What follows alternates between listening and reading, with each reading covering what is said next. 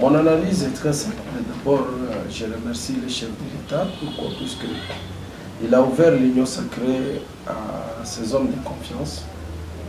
Donc, des gens qui travaillent réellement pour lui.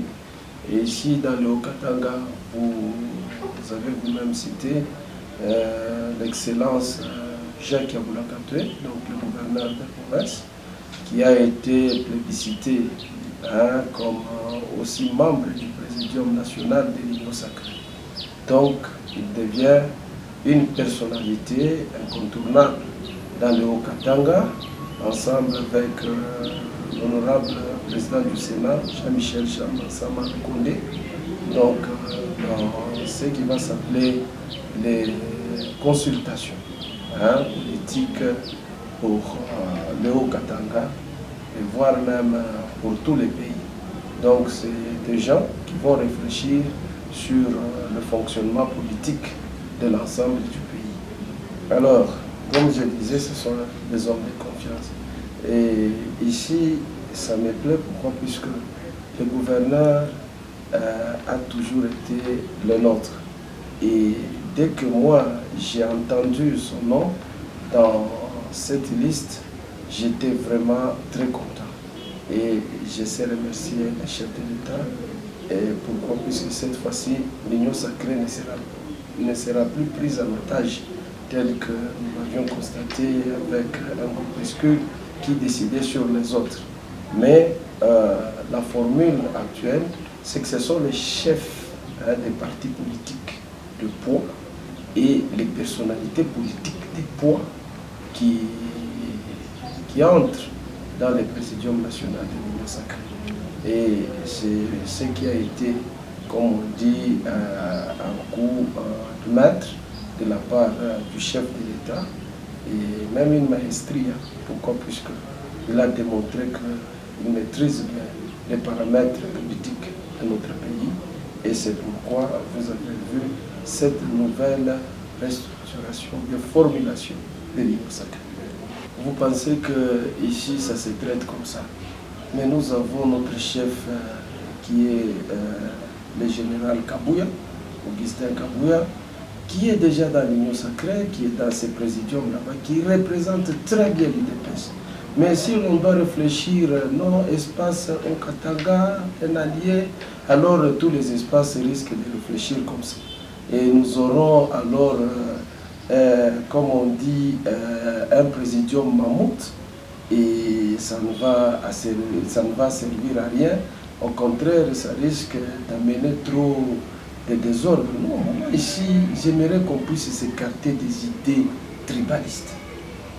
Des idées tribalistes s'attachant toujours. Non. Le chef de l'État, quand il est en train de ratisser large, il a vu d'abord le poids politique.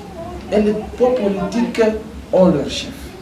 Ces chefs-là ont été placés dans les présidiums national de l'Union sacrée. En dehors de ça, il a pris maintenant donc les personnalités de confiance. Qui ne sait pas qu'ici, en province, le gouverneur Jacques Yaboula est un homme de confiance du chef de l'État.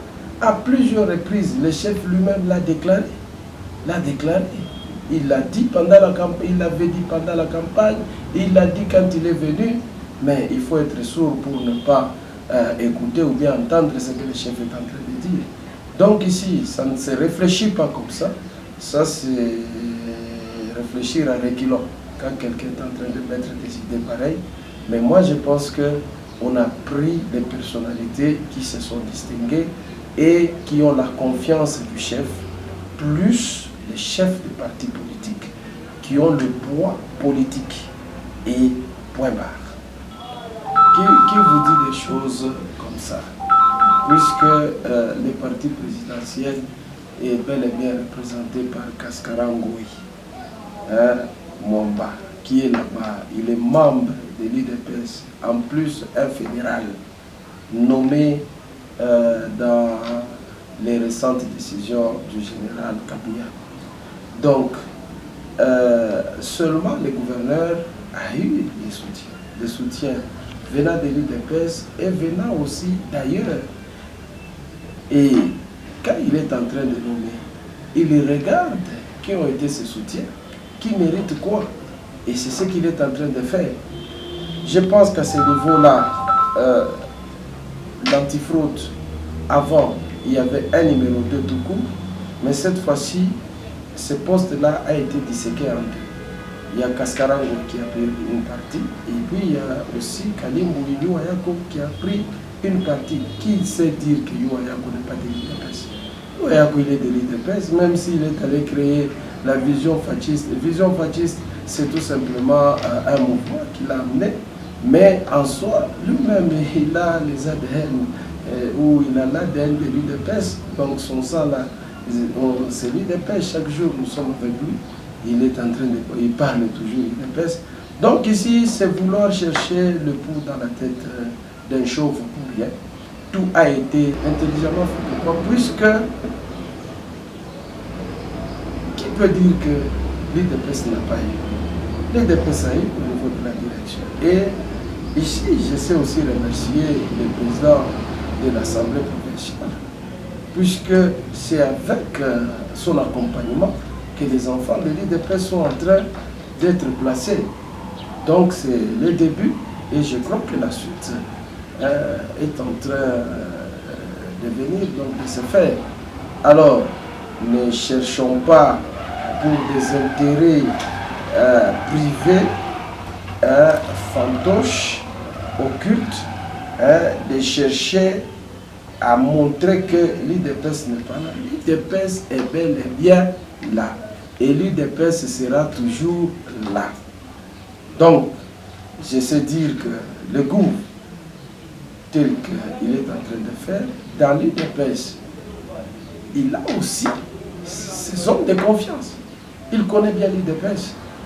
Il ne prendra pas X ou Y puisqu'il appartient à l'UDPS. Tout ce temps ici, vous êtes en train de combattre le gouvernement. Mais lors des nominations, vous voulez que vous soyez là. Non, mais là, vous prenez les gens comme des imbéciles. Donc, c'est pour dire que cette décision a été prise et le gouvernement va regarder dans l'UDPS qui peuvent lui être, ne fût-ce que facile pour travailler avec. Il ne faut pas prendre quelqu'un qui n'obéit pas, quelqu'un qui vous complique, non.